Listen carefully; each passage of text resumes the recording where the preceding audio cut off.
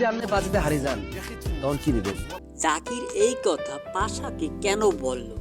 জাকির বলতে আছে পাশাকে, আপনি যদি সেই মাইয়াকে জীবনে বিয়া বা হতো দূরের কথা যদি হাত ধরতে পারেন তাহলে আপনার বিয়ার যাবতীয় খরচ সব আমি দিব। এবং বাজি রাইখে বলছে, পাশায়ও সেই বাজি রাজি হয়েছে। চলুন এইবার জেনে নেই কিসের বিয়া, কিসেরই বা বাজি, কি নিয়ে বাজি লাগছে আসলে সেটা জানি। কাবিলাদের বাসায় নতুন এক বাড়াটিয়া উঠছে, সেই বাড়িটার নাম হলো পারসা। সে অনেক দুষ্ট এবং বলতে যায় 12 বাতারিও, এবং তার একটা ছোট ভাইপো আছে, সে অনেক দুষ্ট। সে আইসা কাবিলাদের বাসায় রুমমেটে করিং বেল বাজিয়ে দৌড়তে, এবং তাকে খোঁজ দিয়ে কাবিলাদের বাসায় আসে। আর পাশা দেখাই তো পুরো এক ডেটি রুমে নিয়ে গেছে, রুম নিয়ে আধা ঘন্টা কথাবার্তা বল, এবং কি তাকে বিবাহ করার স্বপ্ন দেখে ফেলাইছে পাশা।